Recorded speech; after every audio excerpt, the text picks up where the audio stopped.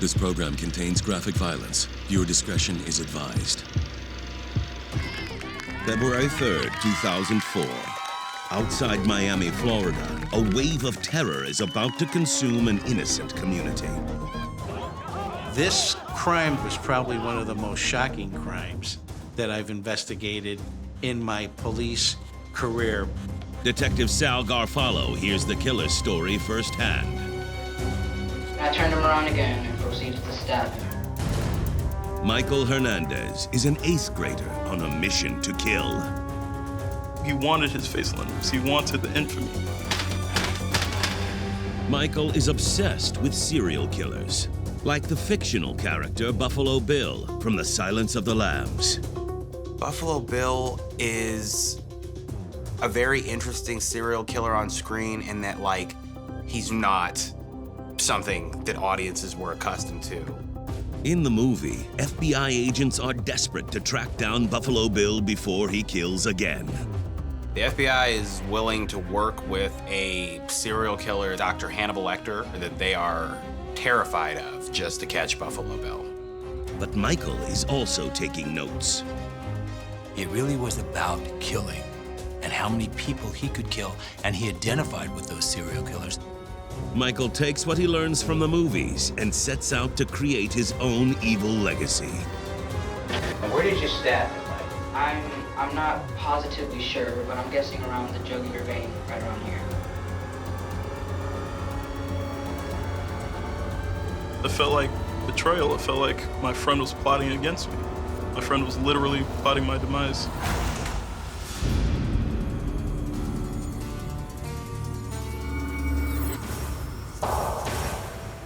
"13-year-old Michael Hernandez has a dangerous infatuation.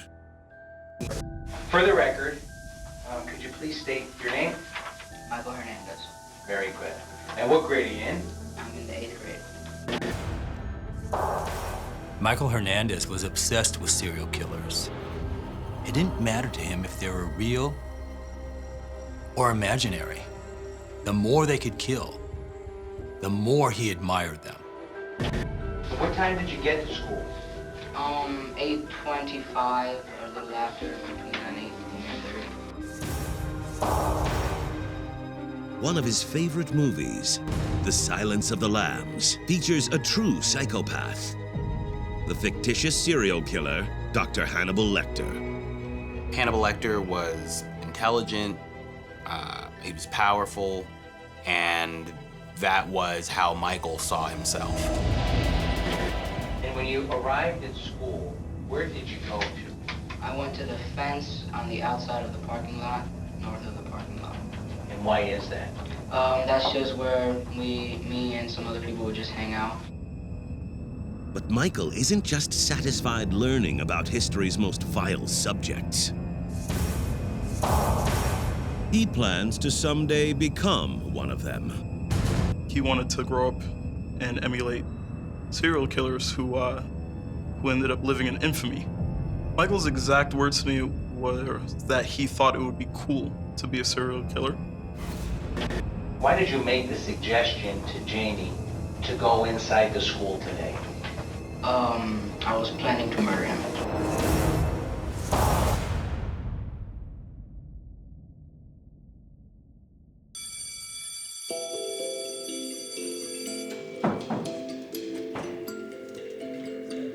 It's hard to know the evil lurking inside someone until it's too late.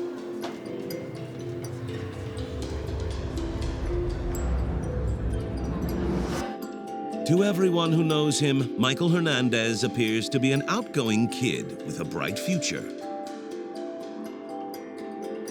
It's testimony Detective Sal Garfalo hears over and over again. Michael attended magnet school. He was a very bright young man. Michael's two closest friends at school are Jaime Gough and Andre Martin.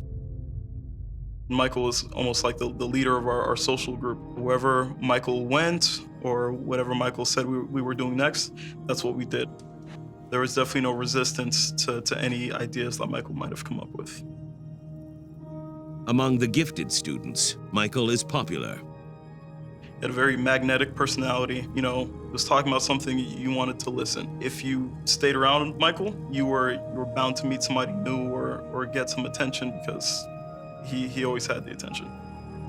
When you have charm and when you have charisma and when you strive for attention, that is a feeling of being empowered. Michael is born into a spiritual family that supports him every step of the way. He lived in a neighborhood here in Miami, Florida called Palmetto Bay. It's an upper middle class neighborhood. He lived with his mom, his dad, his sister, and their pet dog. So more or less the American dream. Pretty solid upbringing. On the outside, Michael appears to have it all. But on the inside, he's struggling.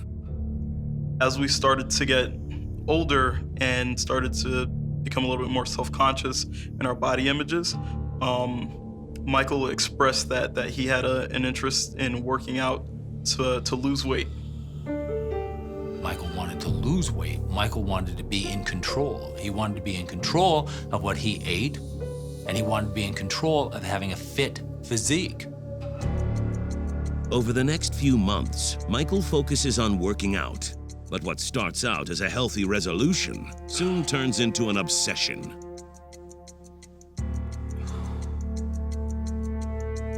What he was doing in order to lose his weight or maintain his weight loss was very unhealthy, both mentally and physically.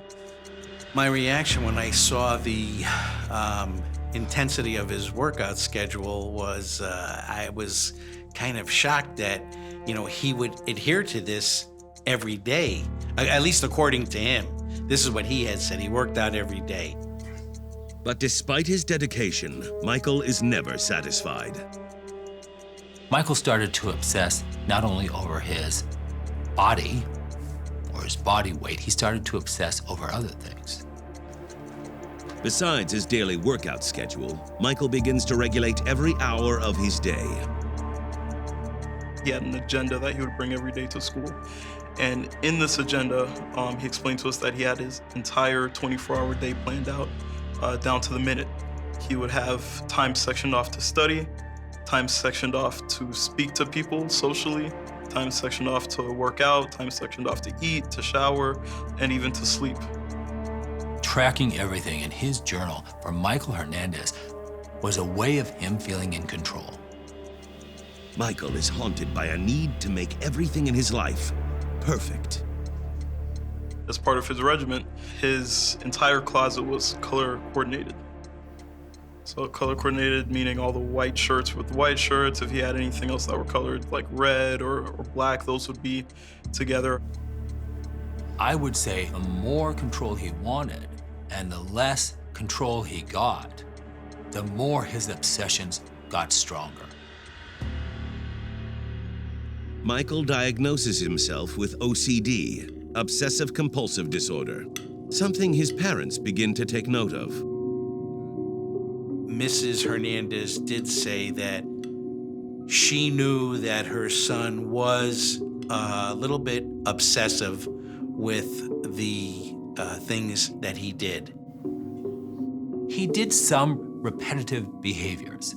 He took knives on the dining room table and he would point all the knives in his direction. He also would open and close his garage door again and again.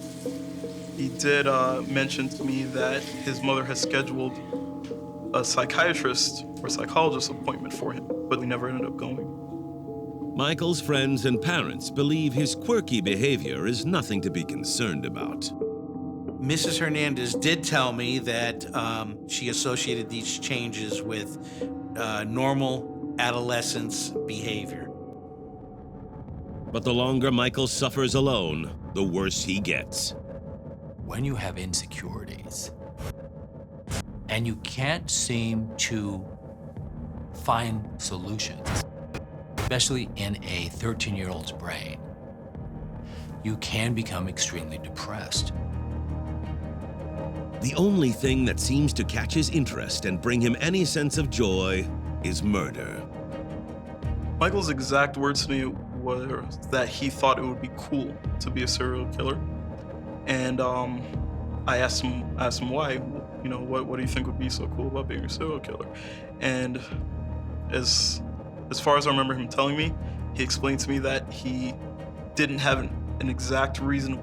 I believe that most of what Michael did was for attention. Michael looked up as much information as he could regarding serial killers. He would read books about them. He would watch movies about them.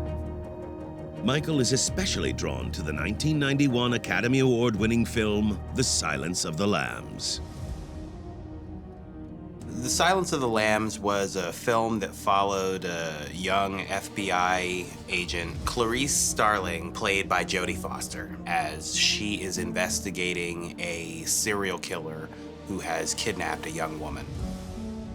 The Best Picture thriller also features acclaimed actor Sir Anthony Hopkins as the disturbed therapist, Dr. Hannibal Lecter. Clarice is trying to get information out of Dr. Lecter so that she can catch the serial killer that is being hunted in the film. Investigators believe the serial killer goes by the nickname Buffalo Bill.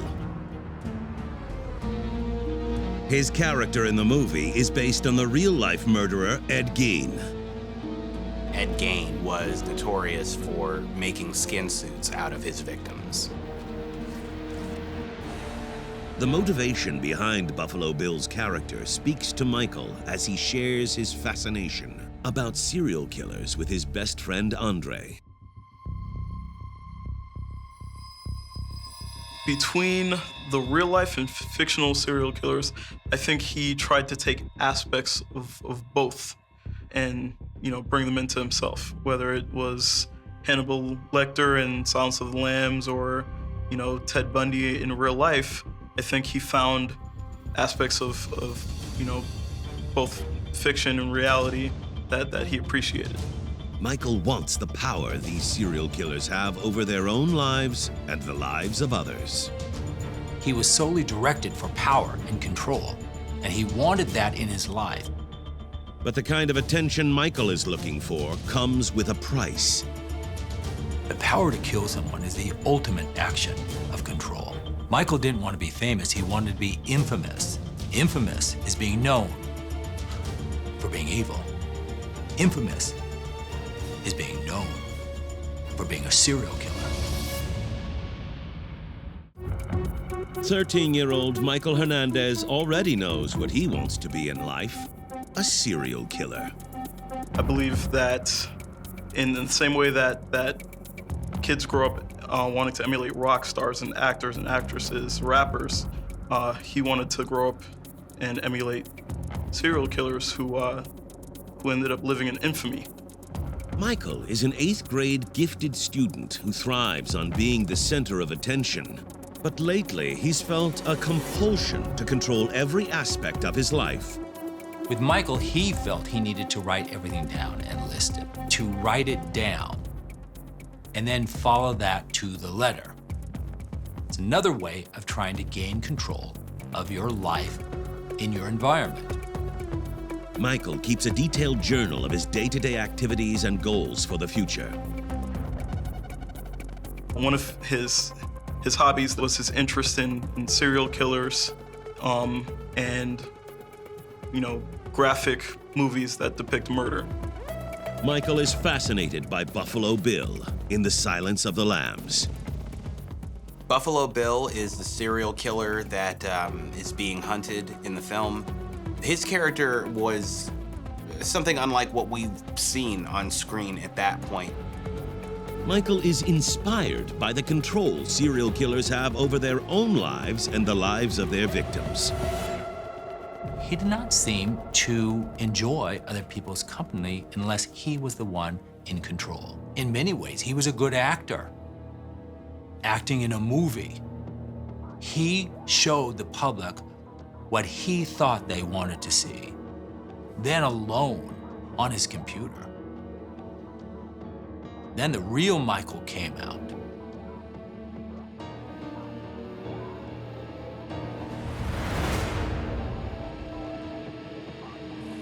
So they're two different people, almost like a Dr. Jekyll and Mr. Hyde. the darker side of Michael immerses himself in the prospects of committing murder. In his journal, he creates a list of violent video games to play and horror movies to study. Some of the movies there that I had seen that he had written down, I remember seeing Silence of the Lambs, and I believe that that was one of Michael's favorite movies. Obviously, Michael believed that it was more than entertainment. Michael spends most of his time locked away from society.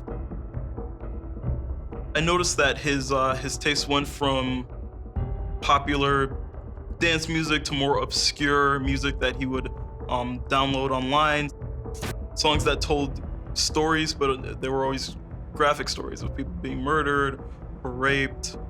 He also began to look for real crime scene photos online. Photos of dead bodies and a number of online videos of people who had been killed. In regards to the websites, he would just explain about how cool he thought it was. That's how he would talk about these, horrific images or videos. Although disturbing, Michael's best friends, Andre and Jamie, believe his obsession with death is just a phase. Until they get a glimpse of Michael's evil side. We had a middle school football game called the Turkey Bowl, and Michael, Jamie, and myself were hanging out with a few other students. And one of the students basically was making a joke like young boys do, and it was directed at Michael. Michael didn't take very kindly to it. So on this particular day, Michael had a screwdriver with him.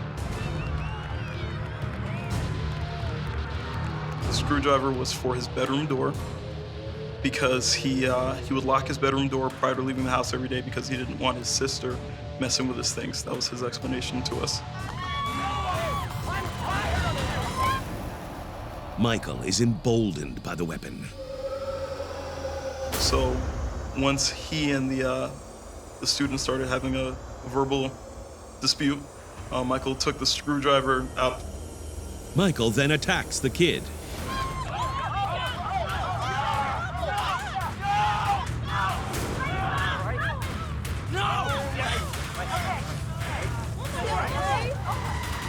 I do remember myself and Jamie urging him to step away from that student so he didn't get into any trouble. It added to my reasoning that something was off with him. I never had any instinct of the extent that he would take it to. I always get the question about when I started noticing changes in Michael. And to be honest, in my personal opinion, I don't think there was a point when he turned off or on, when there was a stark change in his personality. Personally, I believe that the changes were very internal. But as the weeks go by, Michael only gets worse. Michael came to school one day with marks on his arms. And to me, in 8th grade, at the young age of 13, they looked like cut marks. They looked like intentional cut marks. So I confronted him about it. I asked him what they were, and he told me that he had been cutting himself. So I asked him why, and his answer very frankly to me was to feel the pain. We know that cutters usually cut themselves because they find that it alleviates the stress, frustration, and anger that is within their emotional brain. Surrounded by images of violence and terror, Michael is tired of only dreaming about becoming a serial killer. The violent images just add to his need for violence. Makes him feel that others have done this, so I can do it. Where Michael switched was in his brain. He no longer wanted to self-damage himself. He wanted to damage others. In the movie The Silence of the Lambs, Buffalo Bill identifies with Adolf Hitler. He's got Nazi swastikas everywhere, from his bed covers to posters on the wall. Michael also becomes infatuated with Hitler's culture.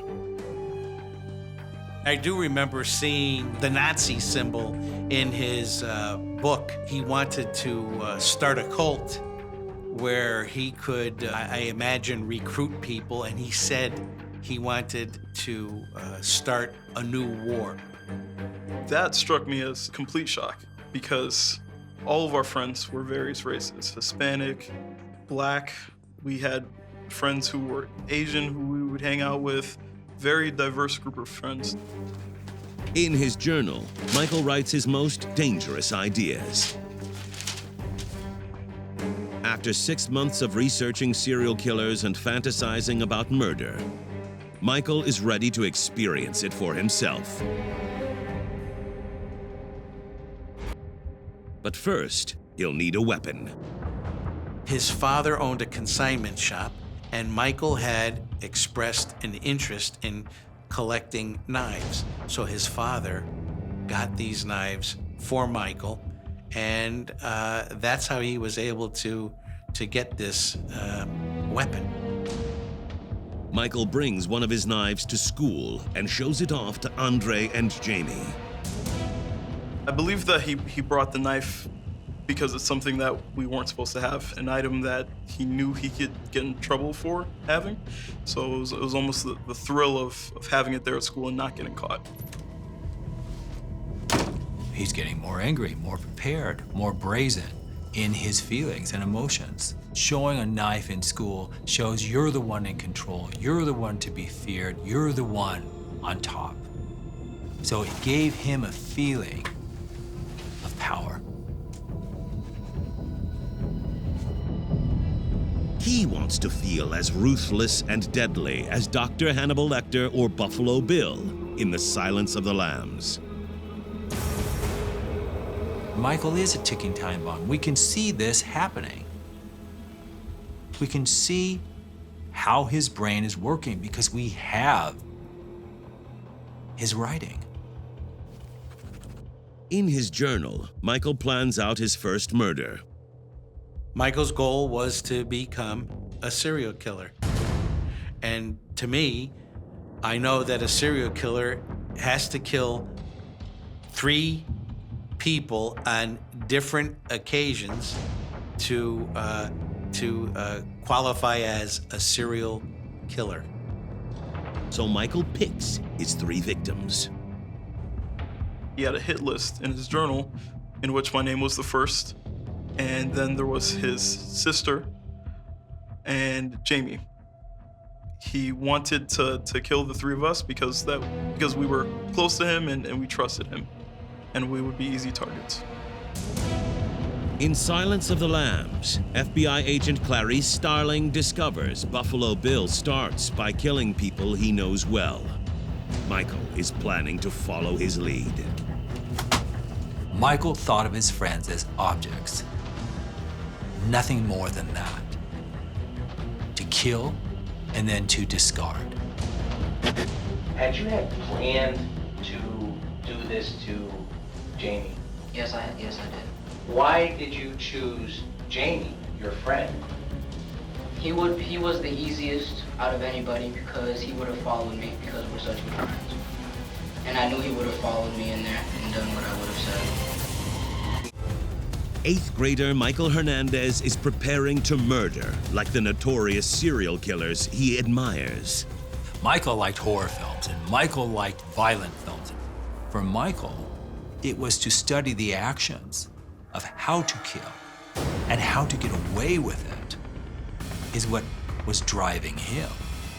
Using it, the film, as a manual, so he could then become an expert at it. Michael idolizes the Academy Award-winning film The Silence of the Lambs and studies the film's 2 serial killers, Dr. Hannibal Lecter and Buffalo Bill. Buffalo Bill and Hannibal Lecter's first victims were people that they were familiar with. Off-screen, Michael mimics his fictional heroes as he creates his own list of familiar victims. His 2 best friends, Andre Martin and Jaime Gough, and his own sister, Christina. He chose his first victims because they were the most accessible. Once he selects his prey, Michael sets out to plan their murders. What did he get out of wanting to be like these serial killers? And in my opinion, it tied together the two parts of Michael's personality. He always wanted to be the center of attention, but he always wanted the utmost respect. He wanted everyone to almost fear him and respect him. In The Silence of the Lambs, Buffalo Bill lures one of his victims straight into his trap by pretending he needs help loading furniture into his van. Buffalo Bill goes through a lot of trouble to stalk his victims. He knows their schedule. He knows where to hide, where they're gonna park, what kind of assistance that he can offer so that he can lure them into his van and knock them out.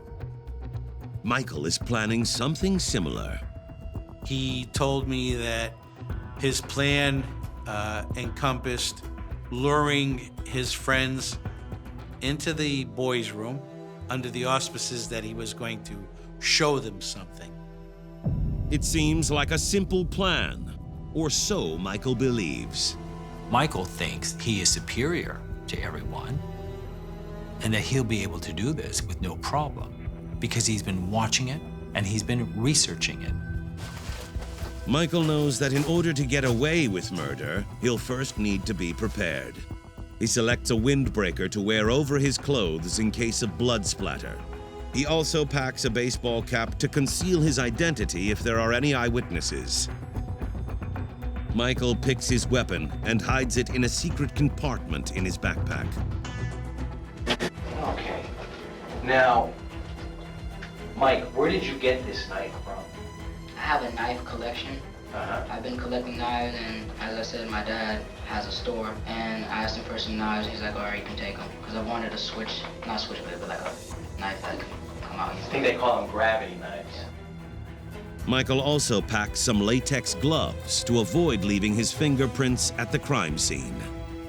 Now, you also said that you put on gloves. What kind of gloves were these? They were latex gloves. My mother purchased them at Walgreens the previous night. It was at my request because I said that I needed it for extra credit for my science class. The last detail of Michael's plan is a personal one. He is going to carry out his plan on February 2nd, Michael's 14th birthday. He wanted a birthday present, and he wanted to give that present to himself. And that present was then to commit murder. On his birthday, Michael meets up with Andre and Jamie outside of the school. Michael showed up at school wearing a windbreaker over his white t-shirt. Michael never wore any warm clothing. He said that, he wanted to show something inside the school. It seemed a little odd to me, but I went along with it. This is my friend and I trusted him. Like he planned, Michael lures his prey into the second-floor boys' bathroom. So once we got into the bathroom, Michael, Jamie, and myself, Michael took a position on the far wall of the bathroom. And once he got to that wall, he took a baseball cap out of the front pocket of the windbreaker and put it on his head. We got to the bathroom, and I was trying to convince Andre to go into the stall. And how were you going to do that? I told him that I had something to show him. One of the things I think about till this day, and it almost gives me goosebumps, is once we enter the bathroom, his face changed completely. A look came into his eye. It was just a blank stare, as if there was a job that needed to be done. It'll only take a second, promise. Okay. Yes. And what was his response to that? His response, he didn't want to do it, so he said no. So I asked him, what is it you need to show me? Why do you need to show me in the bathroom stall? Why can't you show me here in the main part of the bathroom? So he said, because I need to show you in here inside the bathroom stall. I was still very unsure. Jamie was to my left, and Jamie volunteered to go. Jamie saw that I was reluctant. Jamie said he would go first. But Andre feels something is very wrong.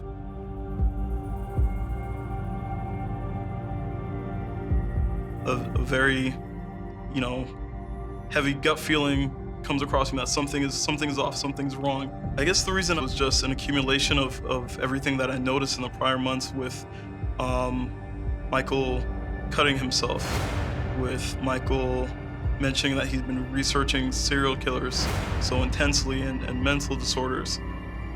Michael's situation with the screwdriver with the other student at that football game. Now, did Jamie agree? Did Jamie say, I'll come in, I'll look? Yes, he did. And what did you say at that point? I said no, he's gonna go first.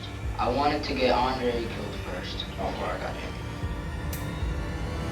Michael Hernandez is about to attempt a copycat crime against his two best friends, Jamie and Andre, in the first steps, he believes, to becoming a notorious serial killer. Michael was obsessed with real and cinematic serial killers like Dr. Lecter and Buffalo Bill from The Silence of the Lambs.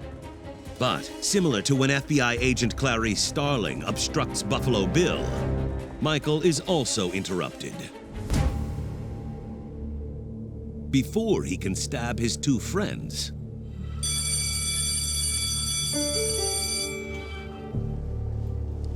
the school bell rings. You can see Michael's attention kind of revert to the bell. Second bell for class rings, and he says that we can't be late for class and that he'll show us tomorrow. Meet here tomorrow, same time, same place. So we all agree to meet up the next day, and as we leave in the bathroom, his exact words to me were, tomorrow is going to be a special day. The next day, Michael arrives back at the bathroom and waits for his friends to walk straight into his trap. Michael was very determined to accomplish his desire to kill somebody. Michael was going to do this one way or the other. But to Michael's surprise, Hey, Mike. Oh, hey, Jamie. only Jamie shows up. I was part of an after-school club in which I was an officer.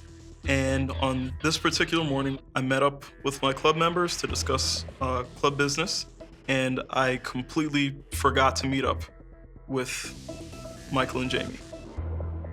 In a twist of fate, Andre is nowhere near the impending attack. Of the belief that that's truly an act of God, because I truly had every intention of meeting up with them to see what it is that Michael had to show me. Back in the bathroom, Michael is done waiting for Andre to arrive. He knows he's running out of time. But I can still show you that cool thing. All right. It'll only take a second. I got him into the stall by saying, look, I have something to show you.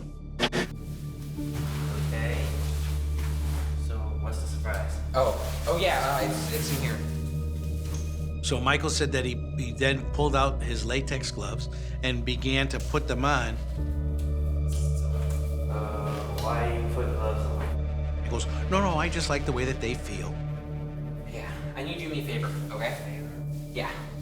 I told him to turn around because I wanted it to be a surprise. Michael said then he removed the knife from the single pocket on his windbreaker. It's part of the surprise. I was talking to him and I told him, all right, now, I have to put my hand over your mouth. Okay.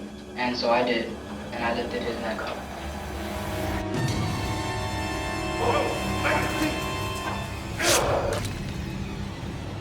Michael slits Jamie's throat.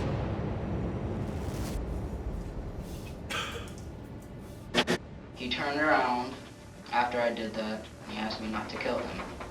So I told him, okay, I'm not going to if you cooperate. Okay.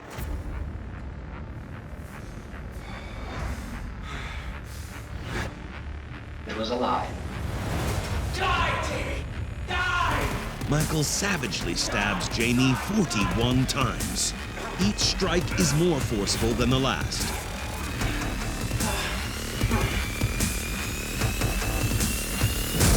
Did you stab him anywhere else on his body? Just basically the back of the neck, all through the neck. And once in the temple, and I think I sliced him. Michael said to make sure that he was dead, I continued to stab him with the point of the knife throughout the head.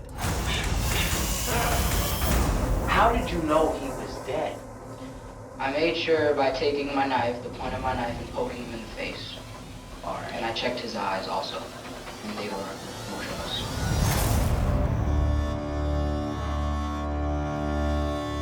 After Michael is finished, he makes sure not to leave any evidence behind.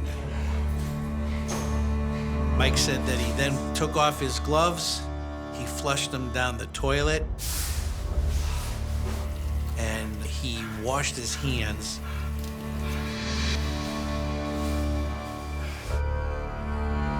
He shoves his windbreaker and the knife he used to kill Jamie into his backpack.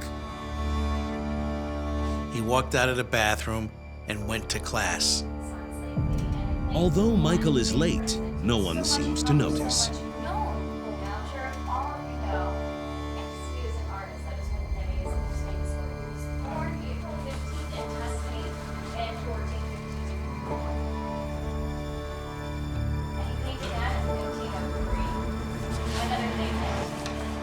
For Michael, he reportedly acted in the manner that he normally did.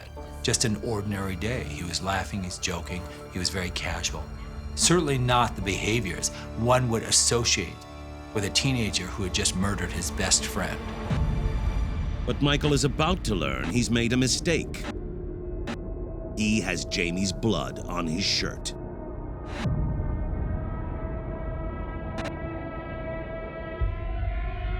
Michael said that he had to go to the bathroom to clean up because he had injured himself at school that morning. Michael's teacher lets him go. She has no idea that her student has just committed a ghastly copycat crime. Michael Hernandez has just killed his best friend, Jaime Gough, in a premeditated attack in his middle school bathroom. Michael thought he could get away with it. Believe it or not, he thought he would get away with this killing and then he would kill more. He had completely given in to his impulse to murder. Michael has spent months studying prolific serial killers, including the fictional Dr. Hannibal Lecter from the film The Silence of the Lambs. Dr. Lecter was a psychiatrist, well respected, but he has a penchant for eating people. Dr. Lecter might be one of the most cunning killers in cinema history. But during most of his first film, he's behind bars. In Hannibal Lecter's case, when we meet him, he has been outsmarted and captured by the FBI, and he's in prison.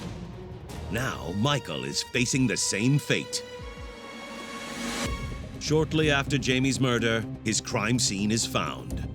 The victim was discovered lying on the floor inside the commode by other students. School authorities frantically call 911. They have no idea what kind of deranged killer could still be on the loose.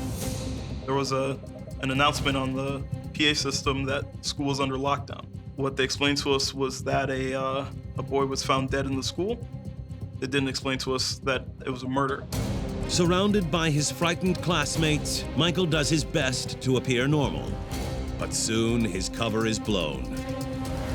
We learned that Michael was friends with the victim and that Michael had gone to his class and told his teacher that he had sustained an injury when Jamie just playfully pushed open the door and it hit Michael in the mouth.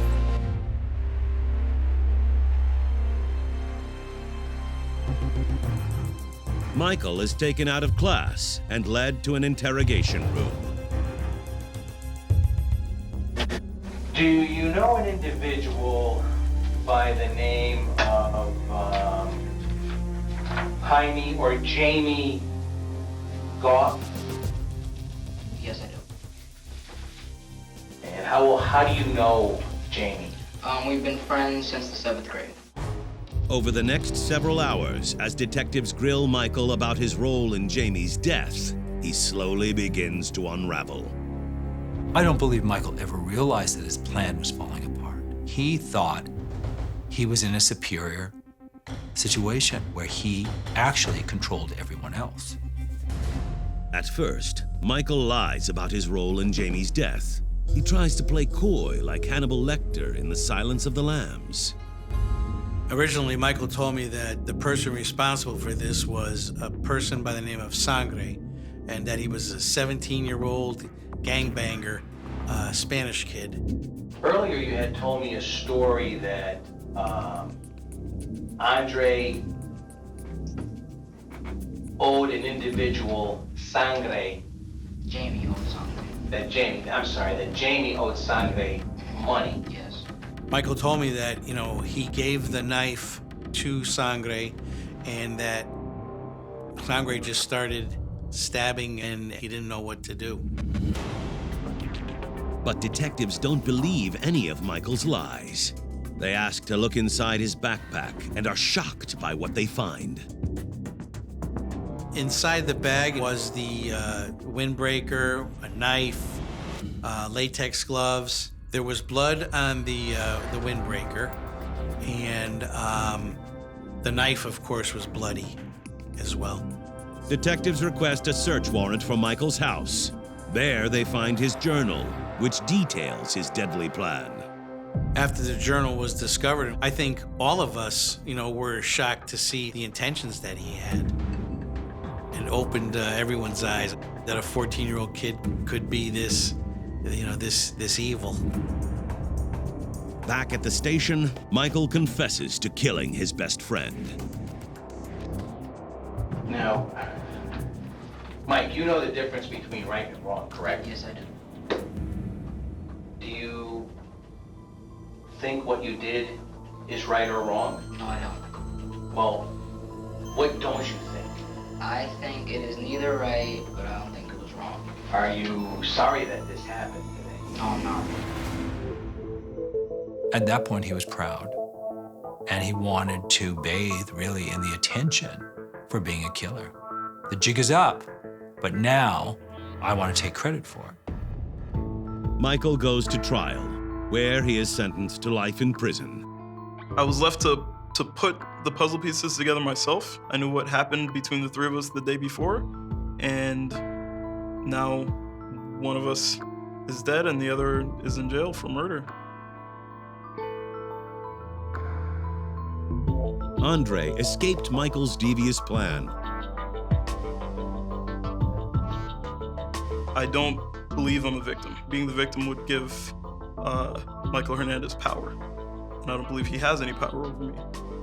At the end of The Silence of the Lambs, Dr. Hannibal Lecter escapes from his jail cell and contacts FBI agent Clarice Starling. Dr. Lecter gives the famous last line, he's having an old friend for dinner. And we all know that he means that very literally. As for Michael, his goal, to be like the famous serial killers he saw on the big screen, led to his demise. The mind of Michael Hernandez is always working. How I can maneuver the situation, how I can manipulate, and ultimately, how I can get over and kill again. As for Andre Martin, some good came from Michael's insidious act. Inspired by police officers at the scene, Andre is now one of them. What inspired me to become a police officer was absolutely, this horrific event that had occurred in my life. It made a big impression on me, the way that the detectives and police officers in this case dealt with me. They were very patient with me. They were very understanding. They tried to make sure I felt as safe as possible. And I also wanted to have that same impact on the community. I wanted to give people the same feeling that I felt once all this came to a close.